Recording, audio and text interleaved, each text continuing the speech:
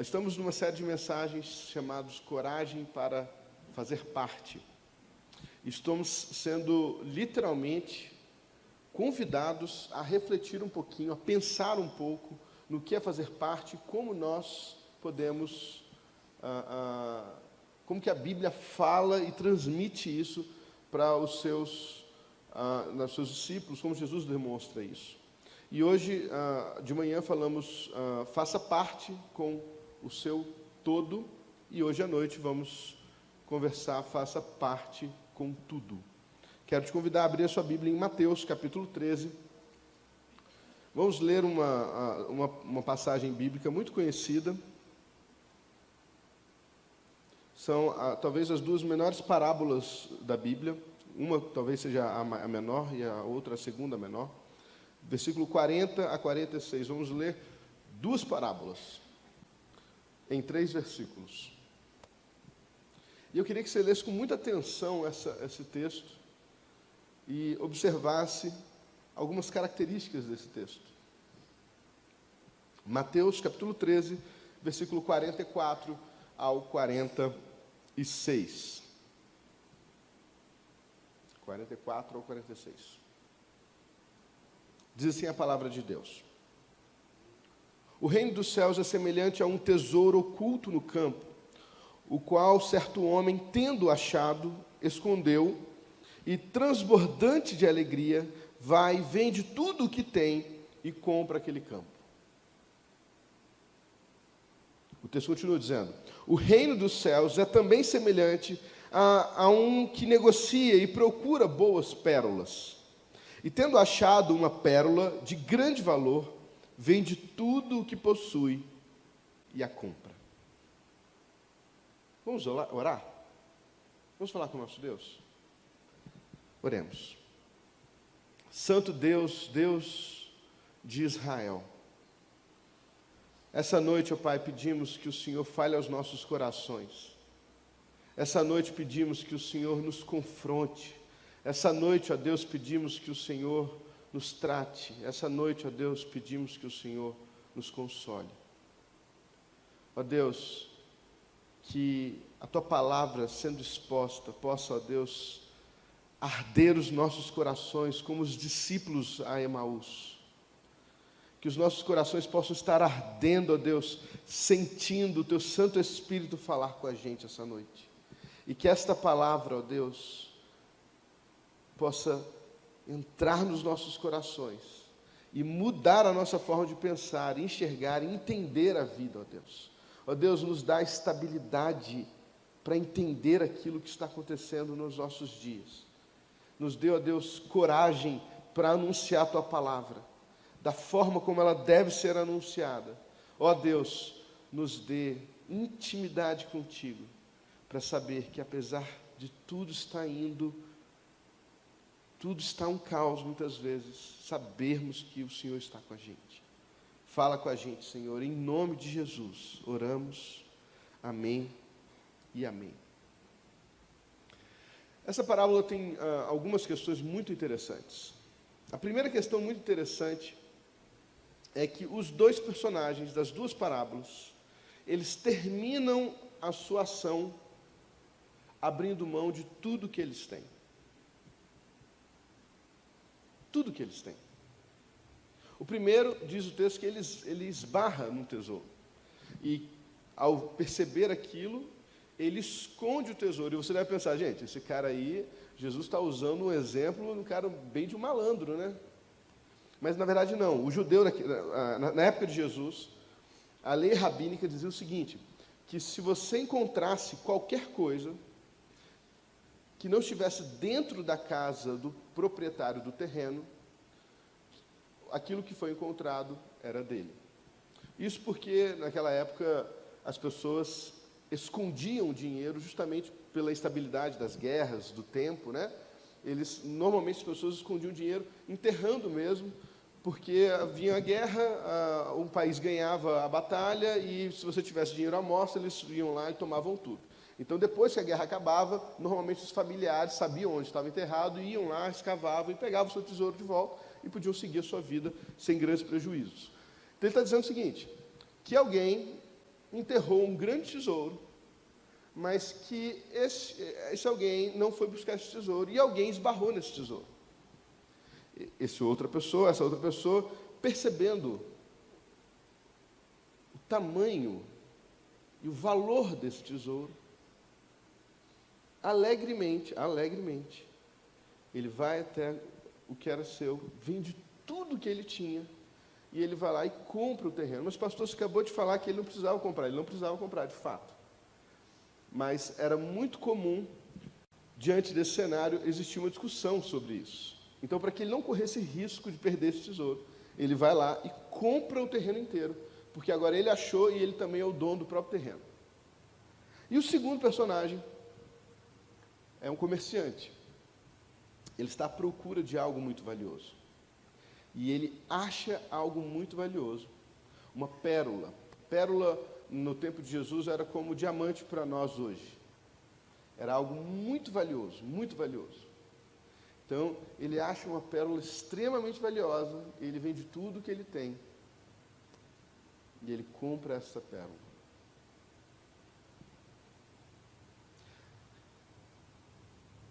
A pergunta que não quer calar aqui é: o que eles viram? O que eles viram que definiu o valor tão grande desse patrimônio? Como que essas pessoas sabiam desse valor?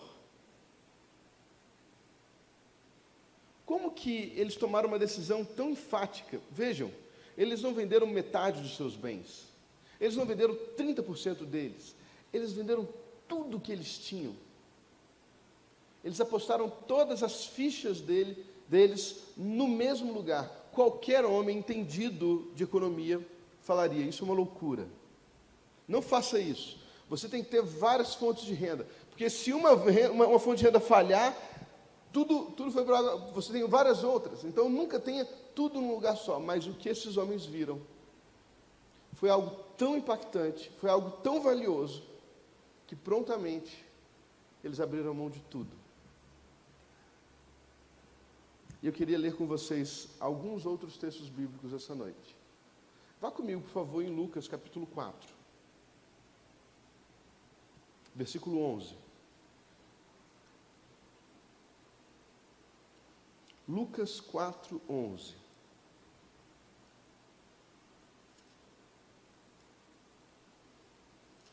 Eu quero identificar com você um padrão. Lucas 4,11 vai dizer o seguinte: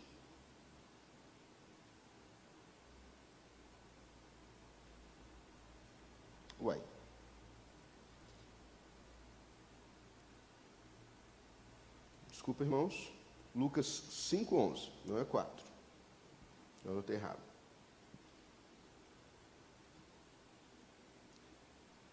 Diz o texto o seguinte: e arrastando eles os barcos sobre a praia, deixaram tudo, o seguiram. Agora vai comigo no mesmo capítulo 5 e vai para o versículo agora 27 e 28. Passadas estas coisas, saindo, viu um publicano chamado Levi, assentado na coletoria, e disse-lhe: segue-me. Ele se levantou e, deixando tudo, o seguiu.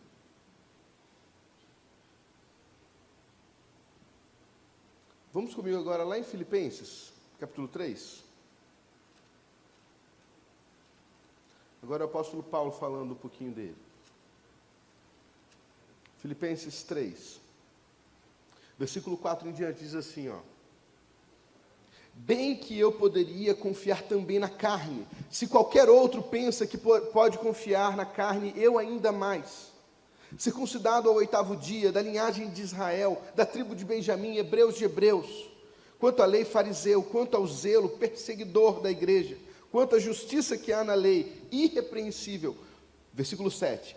Mas o que para mim era lucro, isto considerei perda por causa de Cristo. Sim, deveras considero tudo como perda, por causa da sublimidade do conhecimento de Cristo Jesus, meu Senhor, por amor do qual perdi todas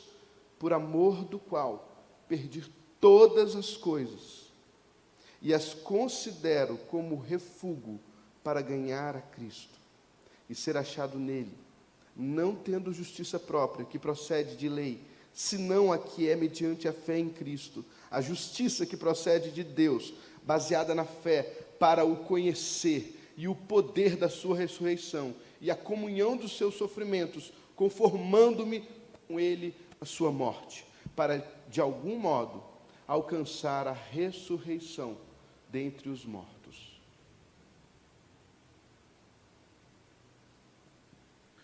Hoje pela manhã, nós lembramos que quando falamos de fazer parte, estamos falando de fazer parte de algo que é muito maior e muito mais importante do que a nossa própria compreensão de tempo, de realidade, de importância.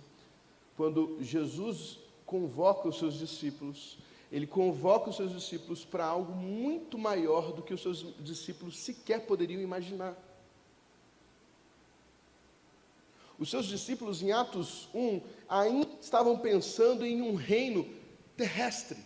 Eles queriam que Jesus, agora ressurreto, viesse e esmagasse os romanos, destruísse o templo, destruísse os sacerdotes e reinasse como um rei. É isso que eles queriam. Tanto é que eles chegam e falam para Jesus: Jesus, é agora que o Senhor vai vir? É agora que o Senhor vai restabelecer o reino de Israel? Eles não entendiam.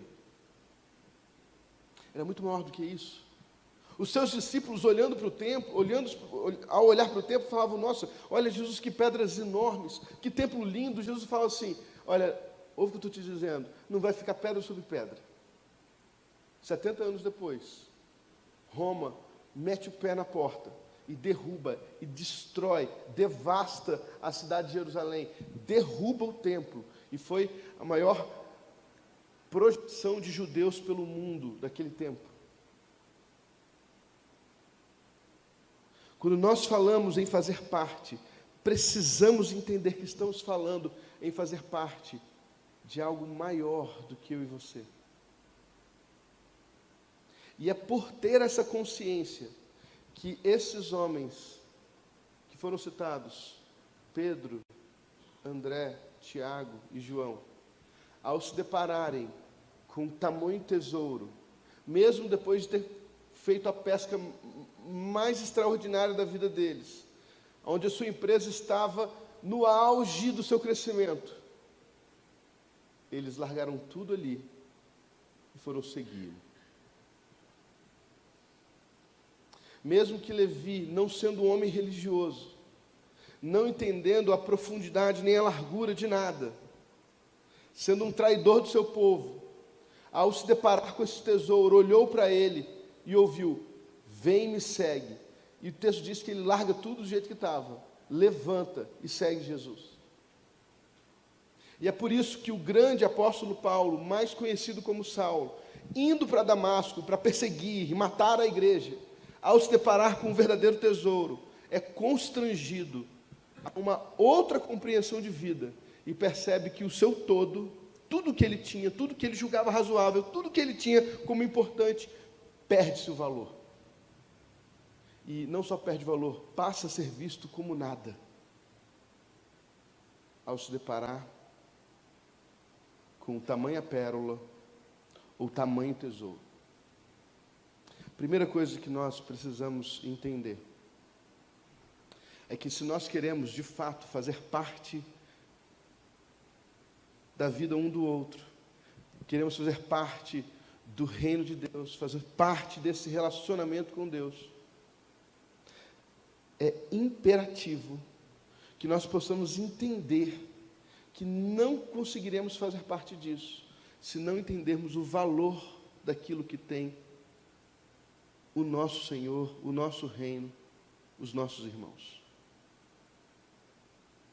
Se eu não consigo olhar para o meu irmão e identificar valor real nele, e se eu não consigo olhar para o reino de Deus e identificar valor real nele, eu não conseguirei dar os próximos passos. É muito interessante imaginar aquele momento. Pedro está extasiado. Ele ficou pescando a noite inteira, ele não pegou nada. Pedro era um pescador, gente. Eu não sou pescador, e eu cheguei a essa conclusão há uns 3 anos atrás, há 3 anos, quando um amigo meu pescador falou assim: Tiago, vamos para o Pantanal? Aí eu falei exatamente isso. Eu falei, cara, eu gosto de pescar, eu só não pesco. É impressionante. Eu fico o dia inteiro lá tentando pescar e não pego nada. É a coisa mais frustrante da minha vida, é a pesca. Porque eu gosto, mas eu não consigo pegar. Aí ele falou, não, eu vou te levar no Pantanal, Tiago. Ele pegou um vídeo assim e mostrou assim, olha esse vídeo aqui. Ele joga o anzol cai na água e ele pega o peixe. Aí ele tira o peixe, ele joga o anzol cai na água e ele pega o peixe. Eu falei, não, então tá, se é assim eu vou, porque vai ser muito legal, vai ser uma coisa extraordinária. Gente, eu fiquei 3 dias no Pantanal. Eu contei. Eu tomei 78 picadas de mosquito. Eu só peguei uma piranha, um peixe piranha, e até hoje eu estou na dúvida se foi eu que peguei mesmo, se alguém não me deu a vara na hora, porque eu fiquei 3 dias pescando o dia inteiro. Assim, a gente ia para o barco, tomava café, ficava pescando até 2 horas da tarde, voltava, almoçava, 3 horas da tarde voltava só quando estava escurecendo. Então eu cheguei à conclusão que eu devia ter aprendido com Pedro. Uma noite só era o suficiente, eu não tinha que ter ficado 3. Mas, olha que interessante, gente. É frustrante isso. E ele era pescador.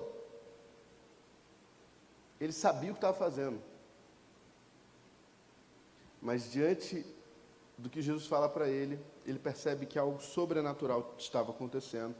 E aquela pesca maravilhosa dá a Pedro a consciência de que qualquer coisa que ele tinha a oferecer não tinha como se comparar com aquilo que ele poderia experimentar com Jesus. E essa é a primeira pergunta que eu quero te fazer. Será que nós temos essa consciência?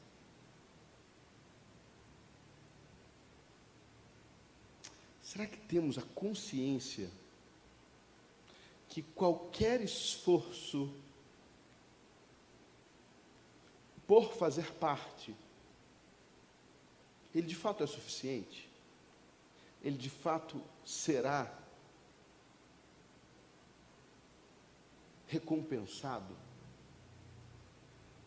Será que nós conseguimos caminhar com essa certeza? Não, as minhas ações, as minhas atitudes, o meu morrer, o meu negar, o meu abrir mão, o meu deixar tudo para trás, o meu olhar para a vida como algo não mais valioso, é de fato aquilo, é algo que de fato eu faço porque estou sendo confrontado ou deslumbrado com algo extraordinário e muito maior e muito mais valioso?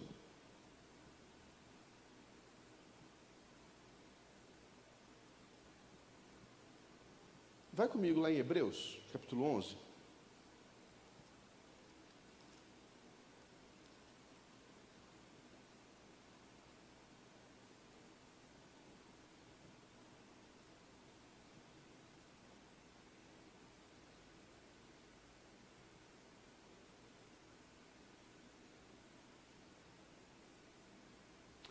Olha o que diz. Vamos começar a ler. Pode ser o 37. Não, o 35. Mulheres receberam pela ressurreição os seus mortos. Alguns foram torturados, não aceitaram seu resgate para obter superior ressurreição. Outros, por sua vez, passaram pela prova de escárnios e açoites, sim, até de algemas e prisões. Foram apedrejados, provados, cerrados pelo meio, mortos ao fio de espada. Andaram peregrinos, vestindo de peles de ovelha e de cabras, necessitados, afligidos, maltratados, homens dos quais o mundo não é digno. errantes pelos desertos, pelos montes, pelas covas, pelos astros da terra, antros da terra. Ora, todos estes que obtiveram bom testemunho por sua fé, não obtiveram, contudo, a concretização da promessa, por haver Deus provido coisa superior a nosso respeito, para que eles, sem nós, não fossem aperfeiçoados. Por quê, irmãos? Por que homens foram apedrejados, partidos no meio? Por que andaram errantes pela terra? Por que passaram fomes? Por que viveram tudo isso? O que eles tinham em mente? O que os motivava? Gente, vamos ser sinceros, nós enfrentamos uma problemática na nossa identidade no século XXI. Uma problemática. Nós não conseguimos, muitas vezes, abrir mão de coisas que é para o nosso bem. Sim ou não? Não conseguimos viver a partir de uma realidade. Não, eu vou abrir mão disso, porque eu vou receber aquilo. Já contei aqui um testemunho de um jovem que queria ser médico. O que você quer ser? Quero ser médico. Ótimo. Que bênção. Está estudando? Estou estudando. Quantas horas por dia você está estudando? Ah, pastor, umas 2. Não vai ser médico. Não é profecia contrária não, tá, irmãos? É só porque ele não entendeu um princípio básico da caminhada. Para você alcançar coisas grandes, você precisa se dedicar de uma forma grande. A minha geração é uma geração que vai ter muitos conflitos. É uma geração que a tendência é ser medíocre. E não só como profissional, não só como casal, como família, mas como cristão muitas vezes. Por mais que tenhamos todos esses grandes exemplos de homens que deslumbraram, que não tiveram acesso à promessa, eles não pegaram a promessa, mas eles deslumbraram algo, e eles decidiram viver a partir disso, para aquilo.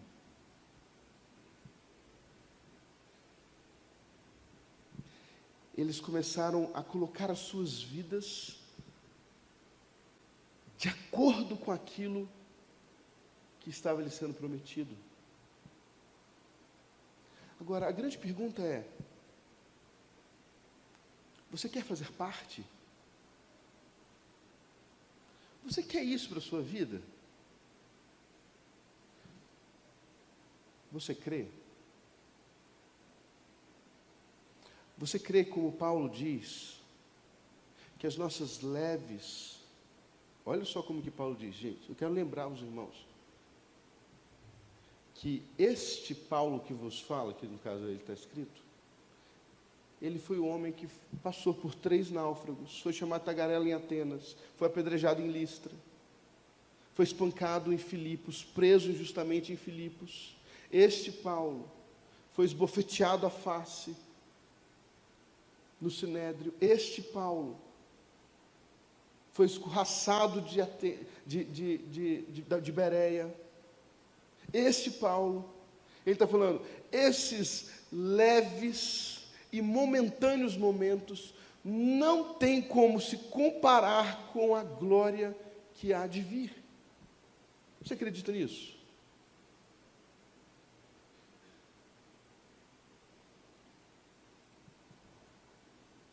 Você acredita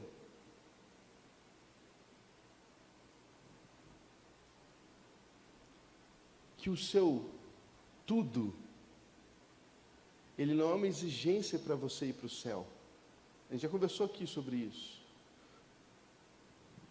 Toda a exigência da eternidade foi paga. Fomos literalmente comprados. Agora, diante disso, vamos reagir a essa ação. O cristão, ele não está agindo, ele está reagindo. Ele está reagindo àquilo que foi feito por ele. E nessa reação temos textos como Lucas capítulo 8, quem quiser vir após mim, negue-se a si mesmo, tome a sua cruz e me siga. Temos textos como, para mim o viver é Cristo e o morrer é lucro. Temos textos como, a vida que hoje eu tenho, eu levo na fé, no Filho de Deus. Temos textos como, alegrai-vos nas tribulações, porque a tribulação produz perseverança. Perseverança, ela vai te forjar, vai fazer de você um outro cristão mais preparado, mais apto. O que eu estou querendo trazer para nós aqui essa noite é que quando nós falamos de entregar o tudo, nós estamos falando de entregar tudo. Eu já cansei de falar aqui na nossa igreja sobre como os apóstolos se definem como escravos de Cristo, doulos de Jesus. E um escravo, ele literalmente não tem direitos. Você se identifica com alguém com direitos?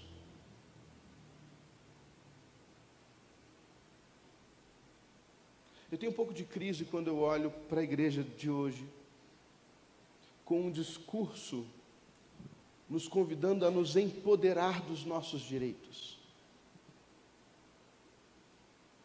Com um discurso que nós temos que ir lá fazer e acontecer. Com um discurso que nós devemos obedecer e acatar ordens de líderes que pensam como eu penso apenas. Por que isso é estranho para mim? Porque me parece que estamos sendo induzidos a enfrentar as nossas lutas com as nossas forças. Sabe qual é a melhor parte de ser um escravo?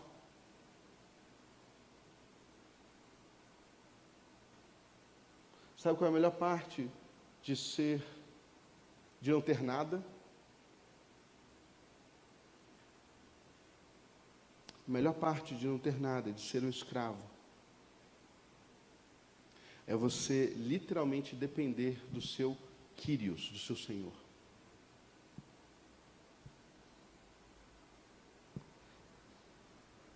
É aquilo que traz ao coração de Paulo a alegria. Por isso que em Filipenses 4 ele vai dizer, alegrai-vos nos seus carros. É isso que está escrito no texto? Alegrai-vos no seu salário astronômico. É isso que vai dizer no texto? Alegrai-vos na sua igreja impecável. Não. Alegrai-vos no...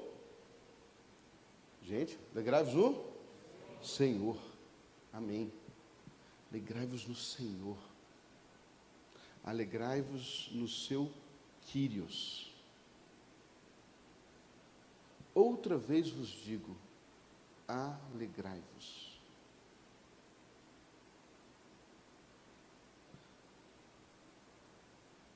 Estava conversando com a Kátia hoje, no momento de intercessão.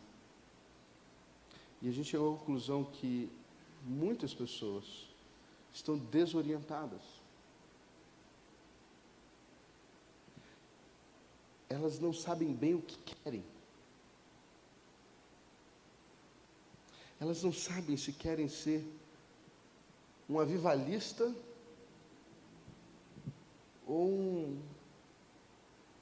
Qual é o nome daquela pessoa que faz enredo de escola de samba, gente?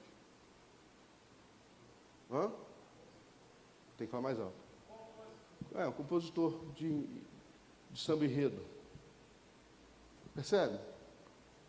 Ela não tem certeza do que ela quer. Então ela vive, voltou. Ela vive mesclando, pulando. Ela ainda não entendeu o valor inquestionável daquilo que está diante dela. Por isso, se você e eu queremos fazer parte de algo tão grande, de algo tão nobre, precisamos primeiro entender o valor disso. Não abra mão de nada que não seja realmente valioso para você. Quem é pai aqui? Levanta a mão.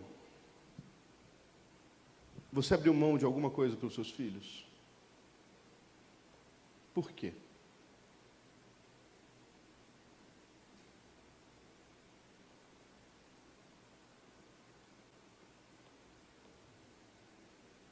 Outro dia eu estava conversando com um grande amigo, um dos meus melhores amigos, sobre ações. E esse meu grande amigo, ele é concursado pela Petrobras. E ele foi nós somos 4 amigos que estudamos juntos. Ele foi o único que realmente estudou. E aí, cedo ele passou para a Petrobras. E era muito interessante porque ele tinha um carrinho velho, bem velhinho, e ele não trocava o carro. De jeito nenhum. E aí, outro dia, a gente estava conversando, nós 4, e um dos nossos amigos virou e falou assim: cara, por que você não troca de carro, pelo amor de Deus, cara? Eu ganho 1/3 que você ganha, e tenho um carro 4 vezes melhor que o seu. Ele falou assim: é. Mas o carro me atende, cara. Ele, cara, o carro não tem nem ar-condicionado. Cara, mas ele me atende. Ele me leva para onde eu tenho que ir. Ele, caraca, fulano, você é muito... Quase que eu falei o nome dele. Não vou falar o nome dele, hein, gente. Me ajudem. Me ajudem. Caraca, fulano, pô, mas você fica passando perrengue. Aí ele, não, cara, é importante, eu tenho que investir. E aí, 1/3 do que ele recebia, ele investia. E ele vivia com os outros 2/3. Por que ele fazia isso, gente? Porque ele tinha um alvo definido. Ele queria, com, 30 e poucos anos, estar aposentado. Ele tinha um alvo estabelecido. Ele tinha algo que ele entendia ser realmente valioso lá na frente. E ele ia, de alguma forma, viver a sua vida a partir daquilo, com aquela perspectiva. Sabe qual é a grande questão que eu vejo nesses personagens que citamos? É que eles tinham isso também muito claro. Olha o que Paulo vai dizer. Uma coisa eu faço, irmãos, eu não julgo que eu já sou perfeito, mas uma coisa eu faço. Esquecendo as coisas que para trás ficam, eu prossigo para onde, gente? Para o alvo. Lá em 2 Coríntios, lá em 2 Timóteo 4, ele vai dizer: Timóteo, estou chegando no meu objetivo. Eu combati o bom combate, eu terminei a carreira, eu guardei a fé. Agora, a tão ansiosa coroa da justiça me será entregue, Timóteo. Ou seja, Timóteo, viva dessa forma para que você chegue no final atingindo o alvo. E a minha pergunta de hoje é: irmãos, qual é o nosso alvo? Eu vim de uma igreja onde os alvos eles eram literalmente definidos. Quem veio dessa mesma igreja que eu sabe. Irmãos, esse ano nós vamos chegar a 1000 membros. E, meu amigo, tem que tirar o chapéu, porque naquele ano a gente ia fazer um culto de comemoração pelos 1000 membros. Deixa eu falar uma coisa. É o teu alvo chegar a 1000 membros? Fábio, pastor Fábio. É o teu alvo chegar a 1000 membros? Mas não é isso que a gente está fazendo. Vocês podem ter certeza.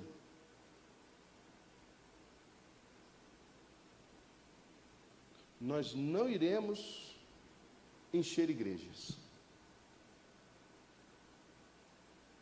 O nosso alvo não é encher igrejas. Nosso alvo é encher pessoas.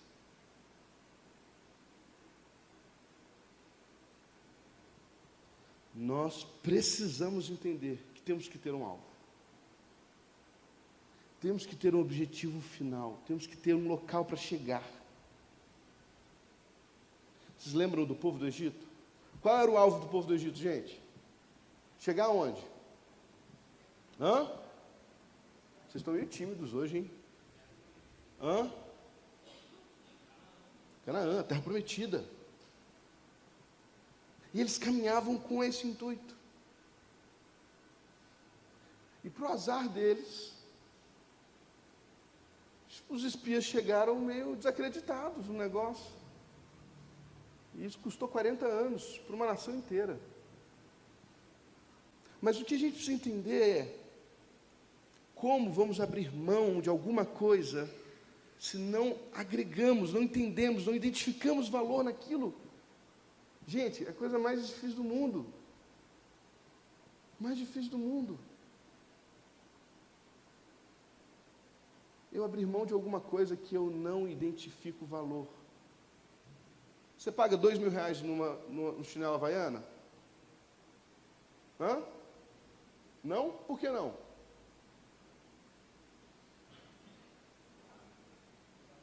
Porque você sabe que não vale R$2.000.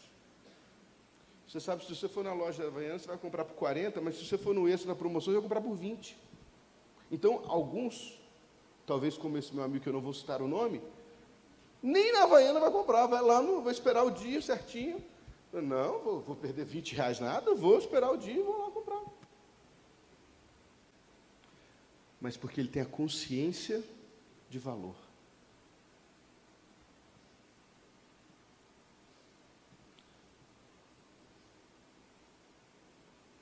Todos os grandes homens de Deus, eles tinham consciência do valor da eternidade. Os seus olhos estavam fixados na eternidade. Eles viviam neste tempo, mas como se não fossem desse tempo. Eles andavam neste mundo, mas não eram deste mundo. Eu estou citando para vocês a carta de... Eu esqueci o nome, é um nome difícil de falar. Um intelectual foi questionado sobre o que é ser cristão, há muitos anos atrás, assim, centenas de anos atrás. E aí ele responde a essa pergunta, o que é ser um cristão, falando essas frases. Ser cristão é você andar neste mundo sem ser deste mundo. É você viver aqui, caminhar aqui, mas com os seus pensamentos e os seus olhos no céu. Agora, não é impressionante observar que todos, não tem um nome para a gente ficar em dúvida, todos os personagens que se destacaram na sua caminhada com Deus, estavam com suas mentes e pensamentos, olhos e corações em um outro lugar que não seja nesse tempo. E agora eu quero te convidar a refletir comigo. Como que Jesus exalta isso? Vocês lembram da mulher Ciro-fenícia, que chegou para Jesus dizendo, a minha filha está endemoniada, cura ela, liberta ela, e Jesus falou assim, não vou não. Tem gente que tem dificuldade com esse texto, né? E aí o texto diz que a mulher insiste com Jesus, Senhor, por favor, liberta minha filha. E aí ele fala o seguinte, olha, não é justo tirar da comida dos filhos para dar para os cachorrinhos. E a resposta dela é, não, mas até os cachorrinhos comem as migalhas que tem no céu, que caem no chão. Jesus olha para essa mulher e fala assim, mulher, grande é a sua fé. Vai. e que aconteça conforme a sua fé.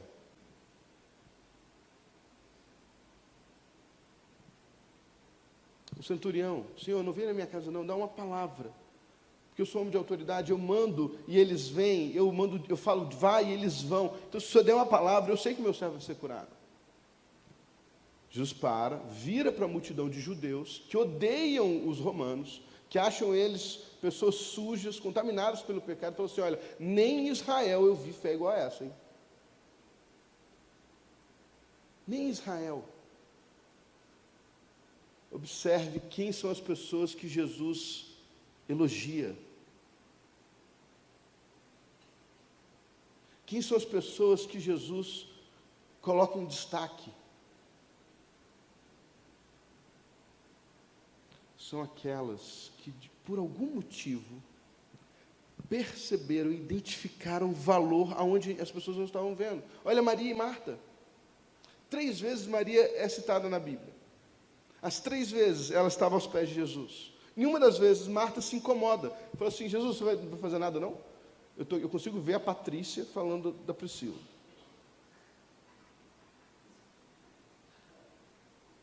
Que a Patrícia, ela é a Marta da família. A Patrícia faz tudo. Literalmente tudo. De faxina a administrar pousadas. E agora criar filhos, né?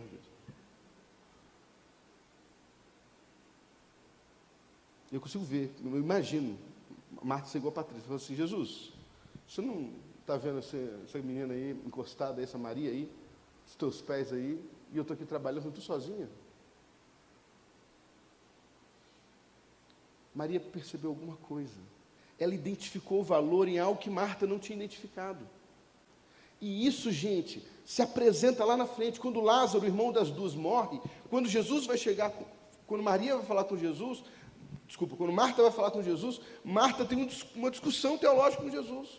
Se o Senhor tivesse aqui, meu irmão não tinha morrido. Se o Senhor tivesse aqui, meu irmão estava vivo ainda. Marta, calma, eu sou a ressurreição e a vida. Aquele que crê em mim, ainda que morra, vai viver. Você acredita nisso, Marta? Eu acredito nesse negócio. Chega Maria. Maria faz o quê? Se joga aos pés de Jesus. Fala a mesma coisa que Marta falou. O texto diz que Jesus chora e fala assim: aonde vocês colocaram ele? Abre a pedra. Marta. Mas, Senhor, já faz 4 dias, está fedendo. Eu não te disse, Marta, que se você cresce, você veria a glória de Deus? Percebe? Nós precisamos aprender a identificar valor nas coisas que são de Deus. Senão nós nunca venderemos as nossas propriedades felizes para comprar aquilo que realmente tem valor, gente. Se os nossos olhos estiverem fitos na terra, nunca vamos abrir mão de tudo. Vamos abrir mão só daquilo que nos é, para nós, suficiente. Só que deixa eu contar um segredo para você. Deus não precisa de nada que você tenha para dar. Sabia disso? Você sabia disso mesmo? De verdade? Que Deus não precisa de nada que você tem para dar? Robinho, você canta bem, mas Deus não precisa da sua voz.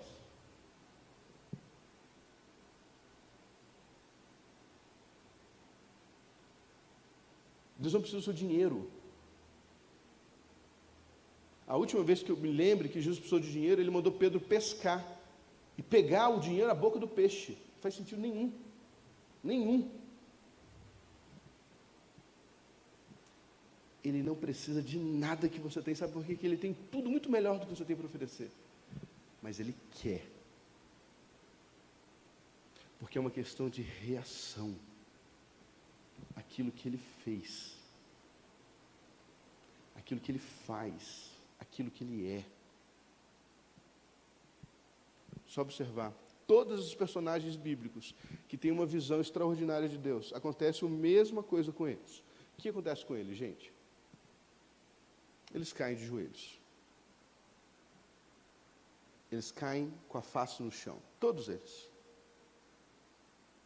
Alguns Deus toca e manda ser revigorado. Outros Deus toca e manda não temer.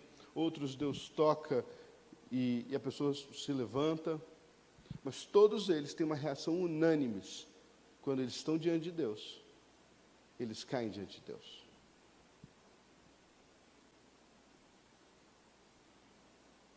Quando nós vamos entender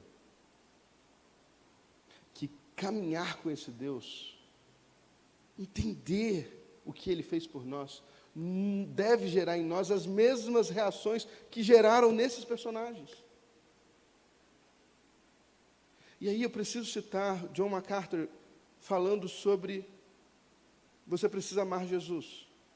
E ele invoca um texto muito difícil. Qual é o texto que ele invoca? Se você amar mais os seus pais do que a mim, você não é digno de mim. Se você amar mais os seus filhos do que a mim, você não é digno de mim. Por que um dos maiores biblistas do nosso século invoca esse texto? Porque ele traz à nossa consciência um princípio básico. Se não for tudo, se não for todo e tudo, não é nada. Não é nada. Porque não é o que nós podemos trazer, não é o que nós podemos ofertar, é o que queremos ofertar. Não é nem o quanto podemos. Lembra da viúva de Lucas 21? Ela me traz 2 moedas, 2 centavos, não valiam nada, não valia nada, nada, nada. Jesus olha para aquilo e vê valor. Ele vê valor. Por que ele vê valor? Porque ele vê uma coisa que a gente não consegue ver. A gente já deveria ter aprendido isso lá em Samuel. Quando Samuel chega diante de Desculpa. Quando ele chega diante... Gente, esqueci o nome do pai de Davi. Jessé. Chega diante de Jessé e fala assim, olha, eu vim ungir o rei de Israel. E Deus falou que é um dos seus filhos. E aí vem o primogênito, forte, grande. E aí Samuel olha e fala assim, certamente esse é o rei de Israel.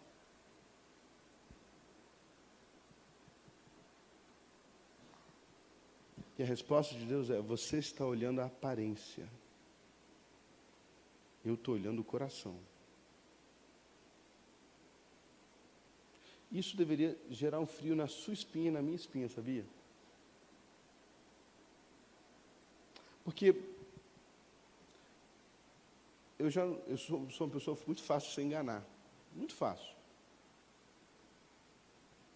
Eu acho que eu vim com alguma questão a menos, a quem nessa questão. Porque eu parto daquela máxima de que tudo é verdade até que você prove o contrário. Então, se o pastor Fábio chegar para mim e falar assim, Tiago, eu vi um porco voando, eu falo, caramba, aonde? É tipo isso aí. Não é também assim não. Mas sou muito fácil de convencer.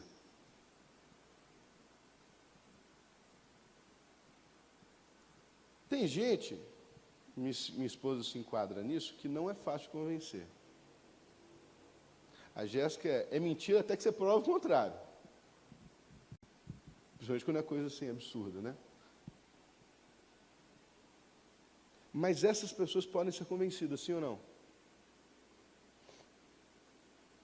Não Deus. Todas as nossas aparências, todas as nossas ações, nossos rituais religiosos, Paulo vai chamar de trapo de imundícies. Trapo de imundície, sabe o que é, né? É a roupa que o leproso usava. A maior justiça que temos são para Deus trapos de imundícia.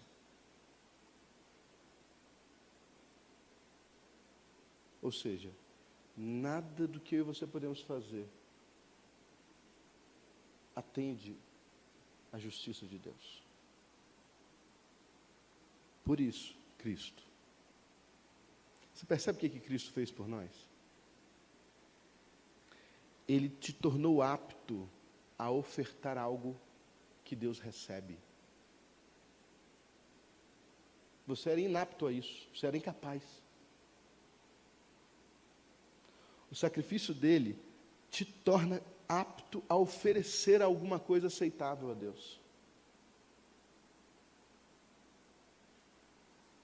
Estava conversando com alguns amigos, e esses amigos falaram uma coisa que eu achei interessante. Eles falaram assim: não, a gente é crente, mas eu sou o crente moderno. Aí eu falei: ai meu Deus do céu, o que que vem pela frente? Eu sou o crente moderno. Eu falei: o que é o crente moderno? Fiquei curioso para saber, né? Esse crente moderno aí, o que é? Ele falou assim: não, a gente vai à igreja, a gente faz o bem, mas não tem esse negócio não, de ficar assim, ó, muito... Eu falei: ah, entendi. Não entenderam. Não entenderam.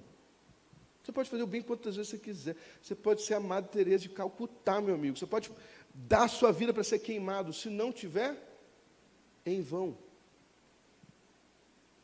Eu posso dar todos os meus bens aos pobres.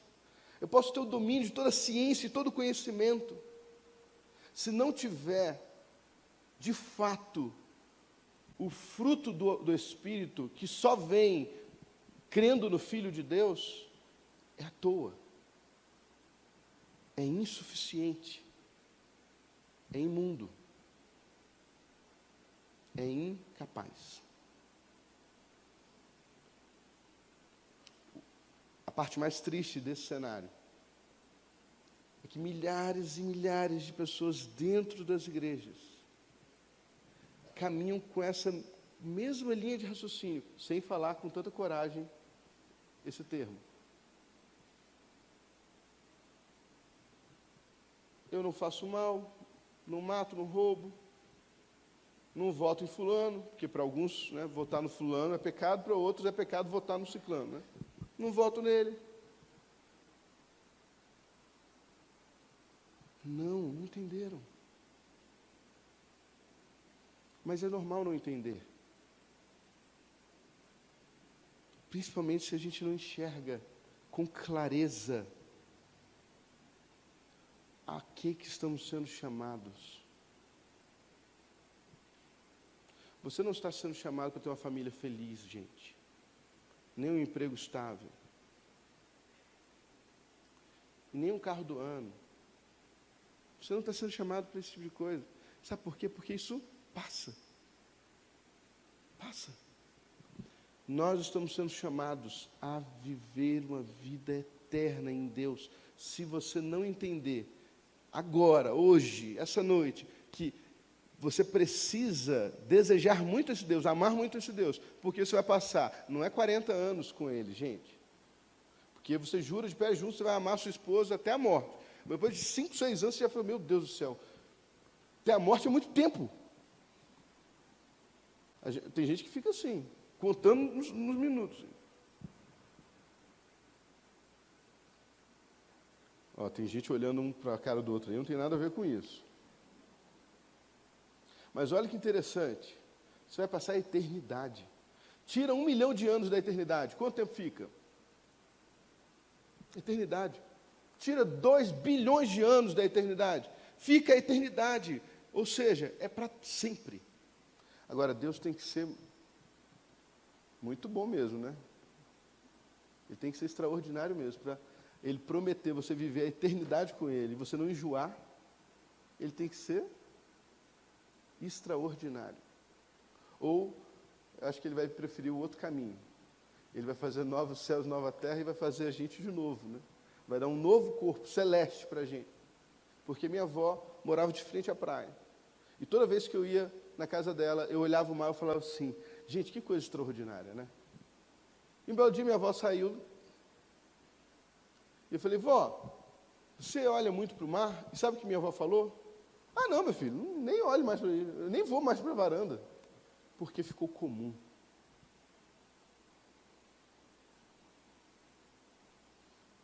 O que era extraordinário para mim, depois de algum tempo para minha avó, se torna comum. E isso aconteceria comigo, com você e qualquer pessoa, se você todo dia olhasse para o mar.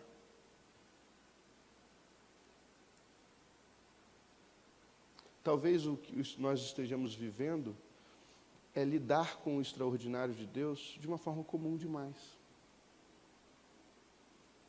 Você recebeu uma resposta de oração esse ano? Deus respondeu a sua oração esse ano? Sim ou não? Levante a mão, quem Deus respondeu. Muita gente. Isso é comum? É comum esse negócio de você dobrar o joelho, falar com Deus e Deus responder a sua oração? Isso é um negócio extraordinário, gente. Talvez estejamos lidando de uma forma comum demais com o extraordinário. Nós temos um Deus que o texto diz que Ele é Senhor de tudo e todos. Que os seres mais poderosos da criação tremem diante dEle. Que o mar se recusa a desobedecer uma ordem. Que devido ao seu poder e força, quando Ele chama as estrelas, elas vêm em ordem. Nós temos um Deus que mede os céus a palmos e com a concha da sua mão pesa o pó da terra em balanço de precisão. Que as nações e os mundos e a humanidade são como uma gota, como um vácuo diante dele. Esse é o nosso Deus extraordinário. E Ele te convida a viver eternamente com esse Deus extraordinário. É disso que estamos falando, é sobre isso que estamos falando. E é por um lapso dessa consciência que Pedro larga os peixes, Paulo larga a vida rabínica de viver, Levi larga os impostos, eles largam e vão viver. Filipe larga a vida que tinha e vai lá para uma rua deserta, porque Deus queria fazer alguma coisa através dele. Barnabé vende sua propriedade, derrama aos pés dos apóstolos, e vai viver, ser um apóstolo aos gentios, junto com Saulo de Tarso.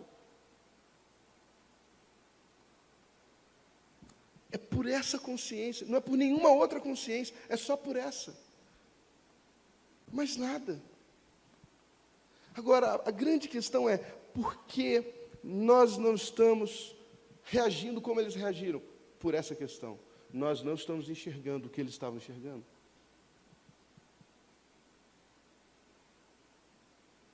A nossa visão está turva demais.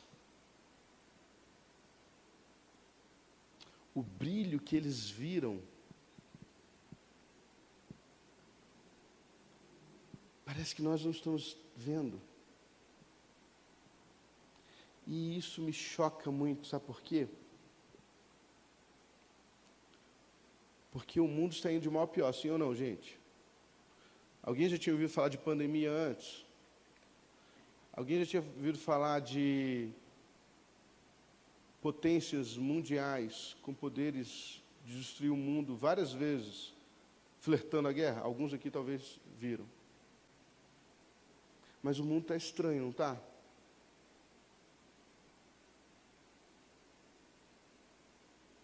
Será que isso é porque a igreja parou de pensar na eternidade? Sabe por quê, irmãos? Os homens que mais fizeram por este mundo não estavam pensando neste mundo.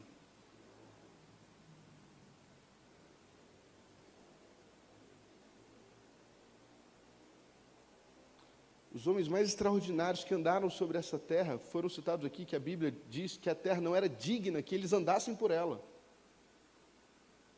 Eles estavam com suas mentes e pensamentos fixos em outro mundo.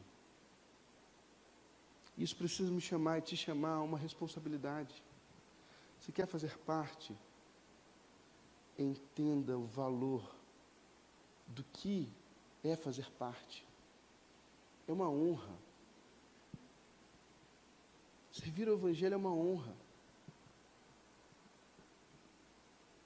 Ser um cristão não é um fardo. É uma oportunidade, é uma bênção que te foi dada. Enfrentar as suas lutas. A pergunta não deve ser por quê? Por que eu? Por que eu estou vivendo por isso? A pergunta tem que ser para quê? Aonde Deus vai me usar? Nós temos um amigo, Rafão, um homem extraordinário. Quem fez pneu aqui conhece. E eu estou por falar com o Rafão sobre isso. Um homem extraordinário, teve câncer. foi curado. Teve câncer de novo, foi curado de uma outra forma. Teve câncer de novo, foi curado de outra forma. A pergunta que não quer calar: para quê? Tudo que você é, tudo que você tem, tudo que você viveu, tudo aquilo que talvez a psicologia vai explicar dizendo que foi um trauma, tudo aquilo que os coaches vão dizer que você tem que fechar essas portas aí, porque isso está sendo gatilho para coisas negativas. Tudo que você é como ser humano, Deus quer para usar. Ele não fica dizendo, isso não, isso sim, isso que é importante. Não, tudo. Sabe por quê? Sabe por quê? Porque Ele quer usar com você. Ele quer usar você. E isso seria, só isso, seria mais que o suficiente. Olha o que Deus fala para Ananias em Atos 9. Estou encerrando, tá, gente? Hoje eu me alonguei um pouquinho mais. Ananias, vai lá em tal lugar, tem um homem, o nome dele é Saulo, ele está orando. Impõe as mãos sobre ele, porque ele viu, teve uma visão, que um homem chamado Ananias iria impor as mãos sobre ele e ele voltaria a ver. Ananias, sabendo a situação, falou assim: Deus, não sei se você sabe, tá? Eu sei que você sabe, talvez tenha, né? Você tenha perdido aí em algum momento. Esse homem veio aqui para matar a gente. Deus falou: não, eu sei, mas é para ir lá mesmo. Não, mas Deus, Ananias, deixa eu explicar uma coisa. Esse homem que está ali, ele é uma peça fundamental. E eu já mostrei para ele o quanto importa ele sofrer pelo meu nome. Olha só que problema. Lembra de Pedro? Falando para Jesus: tu és o Cristo, o Filho de Deus vivo. Para onde iremos nós? Só tu tens a palavra de vida eterna. Esse Pedro, João 21, vai dizer assim: ó, Pedro, você hoje é novo, você se veste, vai para onde você quiser. Mas vai chegar um momento que você vai estar velho. Vão te vestir e vão te levar para um lugar onde você não quer ir. E sabe como que João encerra essa perícope, esse pedaço de texto?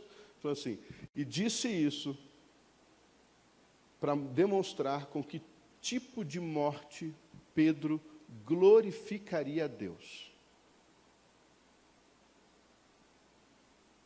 Percebe o tamanho do problema?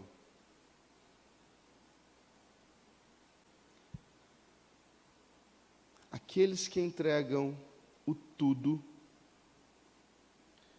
eles percebem que diante dessa entrega, Deus usa cada detalhe, cada milímetro, cada palavra, cada momento da sua vida.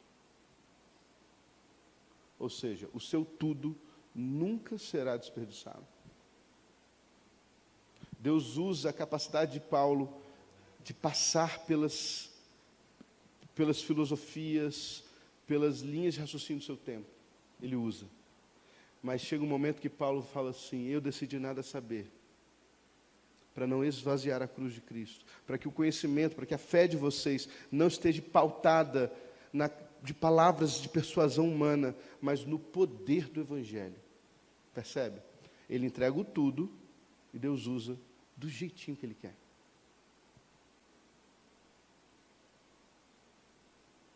Nós, como igreja, precisamos reavaliar o valor da eternidade, o valor do reino, o valor da comunhão. Os nossos pensamentos têm sido: eu preciso falar isso para as pessoas. Num tempo de caos, o meu sentimento, o meu coração, eu acordo pensando: eu preciso falar para as pessoas que existe um lugar que tem paz.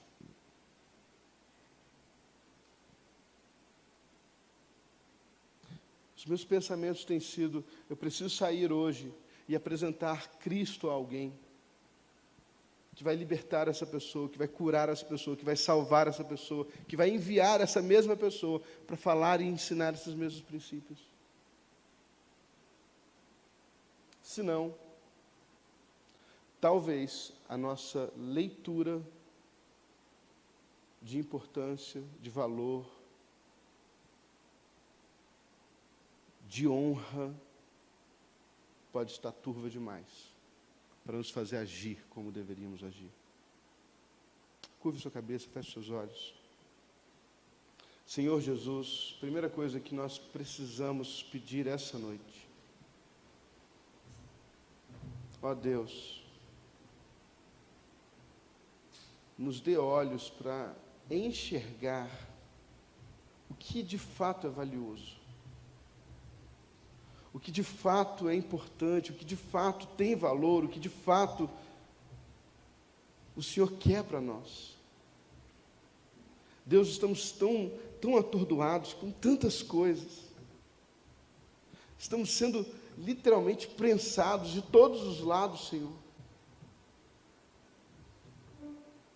Nós não temos certeza nas nossas atitudes, nas nossas escolhas, nós não temos certeza o que é ideal, nós não sabemos o amanhã, não temos, ó Deus, noção de tantas coisas. Pai, restaura a nossa capacidade de enxergar o valor que existe no seu reino, na sua palavra, na sua vontade. Deus, restaura. Talvez nós aqui, ó Deus, muitos de nós, possamos estar como uma igreja de Éfeso. Abandonamos o nosso primeiro amor, vivemos num automático, vivemos andando, caminhando, Senhor, como se andar com o Senhor fosse algo normal. Deus, nós sabemos que não é, que já vivemos isso de uma forma extraordinária. Deus, restaura isso, restaura o nosso primeiro amor, restaura, Deus, os nossos olhos para enxergar o que é verdadeiramente valioso. Pai, que nós não sejamos como a igreja de Laodiceia, que se olha no espelho e diz: você é rica, você é abastado, você não precisa de nada. Não, Senhor. Que o Senhor nos dê olhos para enxergar a nossa realidade, a realidade da minha casa, a realidade da minha família, a realidade do meu trabalho, a realidade do porquê eu me esforço tanto, porquê eu quero tanto dinheiro, porquê eu quero sempre estar crescendo, sempre estar em evidência. Ó Deus, nos tira a nossa cegueira religiosa, que justifica os nossos atos egoístas, ó Deus. Deus, tira de nós a indiferença. Um mundo caótico, andando para o caos, e muitos de nós estamos indiferentes a isso.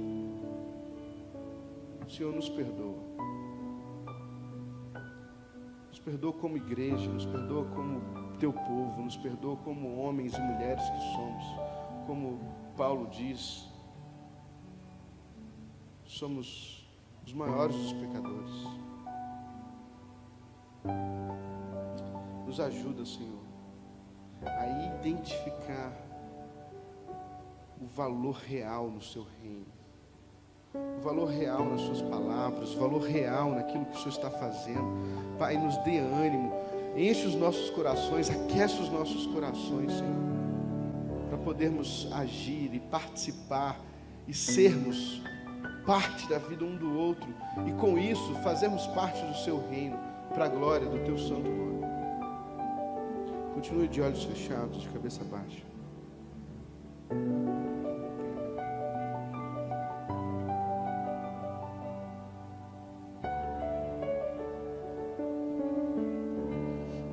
Essa noite foi te apresentado um princípio muito importante. Aprenda a dar valor àquilo que realmente tem valor. O convite do Evangelho é você crer no Filho de Deus, e crer que Ele te convida a entregar a sua vida inteira, como um todo, como tudo que você tem, agora a serviço dele, para ele. E talvez você tenha sido criado dentro da igreja. E você aprendeu a colocar isso no automático sua vida inteira. E hoje eu estou te convidando a repensar isso. Talvez você não conhece essa caminhada, ou hoje você está conhecendo. Que Jesus pagou o preço por você, para você entregar tudo que você tem e é para Ele usar como Ele bem entender. Se essa noite tem alguém aqui que precisa restaurar isso com Jesus, que precisa repensar o que é valioso para a sua vida e quer colocar tudo isso diante de Deus, levante sua mão bem alto. Deus te abençoe. Deus te abençoe. Pai Santo, abre as nossas mentes para estar com os nossos pensamentos no alto, no Senhor, no seu reino, na sua glória e na sua vontade. É em nome de Jesus Cristo que oramos e agradecemos, porque teu é o reino, o poder e a glória para sempre.